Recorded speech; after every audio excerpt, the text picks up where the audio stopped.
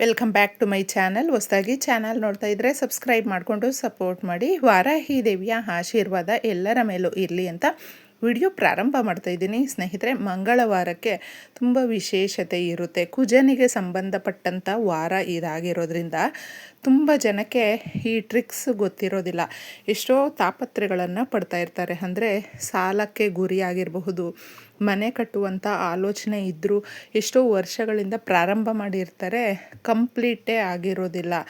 ಮನೆ ಯೋಗ ಇರೋದಿಲ್ಲ, ಭೂಮಿ ಯೋಗ ಇರೋದಿಲ್ಲ. ಹಾಗೆ ಬಂಗಾರವನ್ನು ಕೊಂಡುಕೊಳ್ಬೇಕು ಅಂತ ತುಂಬ ಆಸೆ ಇರುತ್ತೆ. ಹೆಣ್ಮಕ್ಳಿಗೆ ಆಗಿರಬಹುದು, ಗಂಡು ಮಕ್ಳಿಗೂ ಆಗಿರಬಹುದು. ಒಂದಲ್ಲ ಒಂದು ರೀತಿಯಲ್ಲಿ ಅದನ್ನು ಬೇರೆ ರೀತಿಯಲ್ಲೂ ಕೂಡ ನಾವು ಜೋಪಾನ ಮಾಡಬಹುದು ಅನ್ನುವ ಉದ್ದೇಶದಿಂದ ಗೋಲ್ಡನ್ನು ಎಷ್ಟೋ ಜನ ನಮಗಿದ್ದರೆ ತುಂಬ ಚೆನ್ನಾಗಿರುತ್ತೆ, ಅನುಕೂಲದ ರೂಪದಲ್ಲೂ ಕೂಡ. ಏಕೆಂದರೆ ಕಷ್ಟಗಳು ಬಂದಾಗ ಅದನ್ನು ನಮ್ಮ ಅನುಕೂಲಕ್ಕೆ ಮಾರ್ಪಾಟು ಮಾಡ್ಕೊಳ್ಬಹುದು.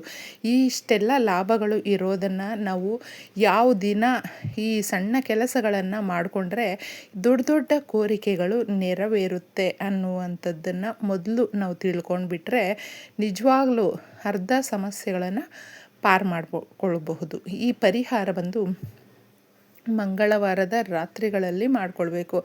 ಮಂಗಳವಾರ ಅನ್ನುವಂಥದ್ದು ಭೂಮಿಗೆ ಸಂಬಂಧಪಟ್ಟಂಥದ್ದು. ಆ ದಿನಗಳಲ್ಲಿ ಭೂಮಿ ಕೆಲಸಗಳನ್ನು ಯಾವುದೂ ಅಷ್ಟೇ ಮಾಡಬಾರ್ದು. ಅಂದರೆ ಯಾರಾದರೂ ಹೊಸದಾಗಿ ಮನೆ ಕಟ್ಟಬೇಕು ಅಂದರೆ ಮಂಗಳವಾರದ ದಿನಗಳಲ್ಲಿ ಭೂಮಿ ಪೂಜೆ ಇದನ್ನೆಲ್ಲ ಮಾಡೋದಿಲ್ಲ. ಭೂಮಿಗೆ ಒಂದು ನೋವನ್ನು ಇಕ್ಕಿಸ್ಬಾರ್ದು ಅನ್ನುವಂಥದ್ದು ಇರುತ್ತೆ. ಈ ದಿನ ಸುಬ್ರಹ್ಮಣ್ಯ ಸ್ವಾಮಿಯನ್ನು ಕೂಡ ಆರಾಧನೆ ಮಾಡೋದರಿಂದ ಓಂ ಸ್ಕಂದ ದೇವಾಯ ನಮಃ ಅನ್ನುವಂಥ ಮಂತ್ರವನ್ನು ಪಠಣೆ ಮಾಡಿಕೊಳ್ಳಿ. ಇಷ್ಟಾರ್ಥಗಳು ನೆರವೇರುತ್ತೆ. ಯಾವುದೋ ಒಂದು ಕೋರಿಕೆ ಹಾಗೆ ಉಳಿದು ಬಿಟ್ಟಿದೆ, ತಿಂಗಳುಗಳಿಂದ ವರ್ಷಗಳು ಕಳೀತಾ ಇದೆ, ಆದರೆ ಆ ಕೋರಿಕೆ ನೆರವೇರಲಿಲ್ಲ, ಇದ್ದ ಹಾಗೆ ಇದ್ಬಿಟ್ಟಿದ್ದೀವಿ ಅಂತ ಹೇಳಿದ್ರೆ ಈ ದಿನ ಸುಬ್ರಹ್ಮಣ್ಯ ಸ್ವಾಮಿಯ ಮಂತ್ರವನ್ನು ಜಪ ಮಾಡಿ. ತುಂಬ ಒಳ್ಳೆಯದಾಗುತ್ತೆ. ಹಾಗೂ ನಾವು ಭೂಮಿ ದೋಷ ತುಂಬ ಇದೆ ಅನ್ನುವಂಥವರು ಬಂಗಾರ ತೆಗೆದುಕೊಳ್ಳೋದಕ್ಕೆ ಆಗೋದಿಲ್ಲ, ಸಾಲ ರೀಸನ್ನೇ ಇಲ್ಲದೆ ಮಾಡ್ಕೊಂಡು ಬಿಟ್ಟಿರ್ತೀವಿ, ಸಣ್ಣ ಪುಟ್ಟ ವಿಚಾರಕ್ಕೂ ಸಾಲ ಮಾಡ್ಕೊಂಡಿದ್ದೀವಿ, ಅದು ಜಾಸ್ತಿ ಆಗಿಬಿಟ್ಟಿದೆ, ತೀರಿಸೋದಕ್ಕಾಗ್ತಾ ಇಲ್ಲ. ಅವರು ಎಲ್ಲರೂ ಕೂಡ ದಾಸವಾಳದ ಎಲೆಯ ಪರಿಹಾರ ಮಾಡ್ಕೊಳ್ಳಿ. ದಾಸವಾಳದ ಎಲೆಯಲ್ಲಿ ತುಂಬ ಶಕ್ತಿ ಇರುತ್ತೆ ಹಾಗೂ ನಮ್ಮ ಸಮಸ್ಯೆಗಳನ್ನು ಬಗೆಹರಿಸುವಂಥ ಅತಿ ಶೀಘ್ರದಲ್ಲೇ ನಮಗೆ ಲಾಭವನ್ನು ಕಂಡುಕೊಳ್ಳೋದಕ್ಕೆ ಸಹಾಯವನ್ನು ಮಾಡುತ್ತೆ. ಇದರಲ್ಲಿ ಏನು ಅಷ್ಟೊಂದು ವಿಶೇಷತೆ ಅದರ ಗುಣಗಳು ಅನ್ನೋದಾದರೆ, ಲಕ್ಷ್ಮೀದೇವಿ ಕೂಡ ಈ ಗಿಡದಲ್ಲಿ ನೆಲೆಸಿರುವಂಥದ್ದು. ಭೂದೇವಿ ಕೂಡ ಅದರಿಂದನೇ ಭೂಮಿ ಕೊಂಡುಕೊಳ್ಳೋದಕ್ಕೆ ಲಕ್ಷ್ಮೀದೇವಿ ಸಂಪತ್ತಿಗೆ ಅಧಿದೇವತೆ ಆಗಿರೋದ್ರಿಂದ ಇಬ್ಬರನ್ನು ನಾವು ಕೇಳಿಕೊಂಡು ಆಶೀರ್ವಾದ ತಗೊಳ್ಳೋದ್ರಿಂದ ಯಥೇಚ್ಛವಾದಂಥ ಲಾಭಗಳನ್ನು ಕಂಡುಕೊಳ್ಬಹುದು. ಮಂಗಳವಾರ ನಾವು ಈ ಮೈಸೂರು ಬೇಳೆ ಅಂತ ಹೇಳ್ತೀವಿ, ಬೇಳೆ ಪದಾರ್ಥಗಳನ್ನು ಯಾವುದೇ ರೂಪದಲ್ಲೂ ಕೂಡ ಅಡುಗೆಯಲ್ಲಿ ಬಳಸಿ ನಾವು ತಿನ್ನಬಾರ್ದು. ತಿಂದರೆ ಅದೇ ಕಷ್ಟಗಳು, ಸಾಲ ತುಂಬ ಅದು ರಿಪೀಟ್ ಆಗ್ತಾನೆ ಇರುತ್ತೆ, ನೆಮ್ಮದಿಯನ್ನು ಕಳ್ಕೊಳ್ತೀವಿ. ಅದಕ್ಕೋಸ್ಕರ ಇದನ್ನು ಸ್ವಲ್ಪ ಅವಾಯ್ಡ್ ಮಾಡಿ. ಆದರೆ ಇದರಿಂದ ಪರಿಹಾರ ಮಾಡಿಕೊಳ್ಬೇಕು. ಮಂಗಳವಾರದ ದಿನ ನೋಡಿ ಎಷ್ಟೊಂದು ಸೂಕ್ಷ್ಮತೆಯಿಂದ ಇದೆ ಅಂತ ಹೇಳಿದ್ರೆ, ನಾವು ಪರಿಹಾರ ಮಾಡಿಕೊಂಡ್ರೆ ಎಷ್ಟು ಒಳ್ಳೆಯದಾಗುತ್ತೆ ಇದರಿಂದ. ಇದನ್ನು ಯಾವ ಥರ ಮಾಡಿಕೊಳ್ಳೋದು ಅಂದರೆ, ದಾಸವಾಳದ ಗಿಡದ ಹತ್ತಿರ, ನಿಮ್ಮ ಮನೆಯ ಹತ್ತಿರ ಇದ್ದರೂ ಪರವಾಗಿಲ್ಲ, ಬೇರೆ ಯಾವ ಜಾಗದಲ್ಲಾದರೂ ನೀವು ತಗೊಂಡು ಬನ್ನಿ.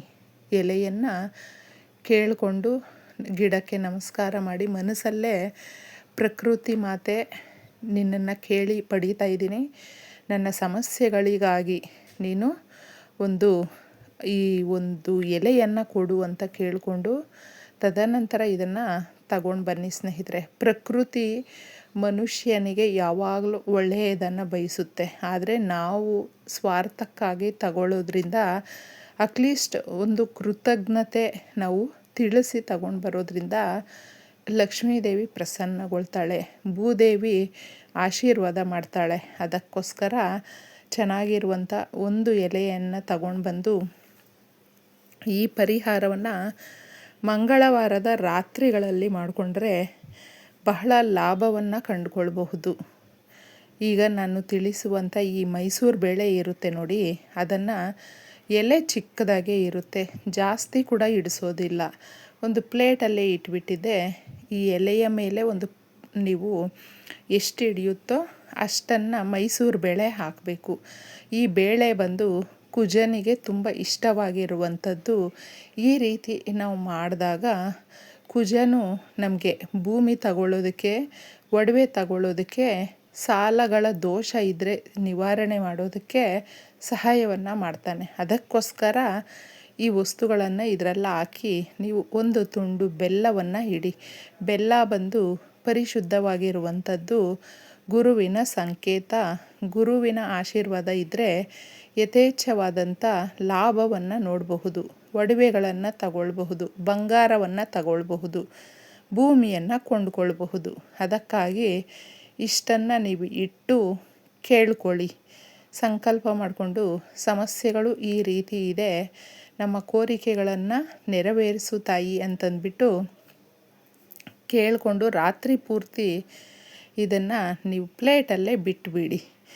ಮಾರನೆಯ ದಿನ ತಗೊಂಡೋಗಿದೆ ಎಲ್ಲಾದರೂ ನಿಮಗೇ ಹತ್ತಿರದಲ್ಲೇ ದೇವಸ್ಥಾನಗಳು ಇರುತ್ತಲ್ವ, ಆ ಆವರಣದಲ್ಲಿ ಇದನ್ನು ಇಟ್ಬಿಟ್ಟು ಬರಬೇಕು ಸ್ನೇಹಿತರೆ. ನಮ್ಮ ಶಾಸ್ತ್ರಗಳಲ್ಲೂ ಕೂಡ ಕ್ರಿಮಿಕೀಟಗಳಿಗೆ, ಪಕ್ಷಿ ಪ್ರಾಣಿಗಳಿಗೆ ನಾವು ಆಹಾರವನ್ನು ಕೊಟ್ಟಾಗ ಇಷ್ಟಾರ್ಥಗಳು ನೆರವೇರುತ್ತೆ. ಅದಕ್ಕೆ ಮನುಷ್ಯನಿಗೆ ಇರುವಂಥ ದೋಷಗಳು, ಸಮಸ್ಯೆಗಳು ಹಾಗೂ ಮನೆಯಲ್ಲಿ ಇರುವಂಥ ಕಡು ಬಡತನ, ದರಿದ್ರ ಎಲ್ಲವನ್ನು ಕೂಡ ಓಡಿಸುವಂಥ ಶಕ್ತಿ ಇದೆ. ಅದಕ್ಕೆ ಪಕ್ಷಿ ಪ್ರಾಣಿಗಳು, ಕ್ರಿಮಿಕೀಟಗಳು ಯಾವುದೇ ಆಗಿರಬಹುದು, ಇದನ್ನು ತಿಂದುಕೊಂಡು ಹೋದಾಗ ನಮ್ಮ ಎಲ್ಲ ರೀತಿಯ ದೋಷಗಳು ಕೂಡ ಅದರಿಂದ ನಾವು ಮುಕ್ತಿ ಹೊಂದಬಹುದು. ಇಷ್ಟನ್ನು ನೀವು ಮಾಡಿ ಮಾರನೆಯ ದಿನ ಒಂದು ದೇವಾಲಯದಲ್ಲಿ, ಒಂದು ಪ್ರಾಂಗಣದಲ್ಲಿ ಬಿಟ್ಟು ಬನ್ನಿ.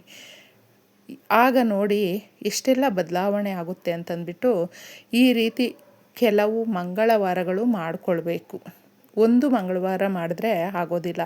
ಮಂಗಳವಾರ ರಾತ್ರಿ ಮಾಡಿಕೊಳ್ಬೇಕು, ಬುಧವಾರ ಬೆಳಗ್ಗೆ ತಗೊಂಡೋಗಿದ್ದೆ ನೀವು ಇದನ್ನು ಇಟ್ಬಿಟ್ಟು ಬರಬೇಕು. ಆಗ ನೋಡಿ ಒಂದೊಂದೇ ಬದಲಾವಣೆ, ಒಂದೊಂದು ವಾರಕ್ಕೂ ಕೂಡ ನಿಮಗೆ ಅದರ ಒಂದು ಅನುಕೂಲ, ನೀವು ಕೇಳಿಕೊಂಡ ಕೋರಿಕೆ ನೆರವೇರುವಂಥ ಸೂಚನೆ ಅನ್ನುವಂಥದ್ದು ನೀವು ನಂಬಿದ ಭಗವಂತನು ತೋರಿಸ್ಕೊಡ್ತಾನೆ ಸ್ನೇಹಿತರೆ. ಇಷ್ಟು ಸುಲಭವಾಗಿ ಮಾಡ್ಕೊಂಡು ನೋಡಿ, ಎಲ್ರಿಗೂ ಕೂಡ ಒಳ್ಳೆಯದಾಗುತ್ತೆ. ಧನ್ಯವಾದಗಳು.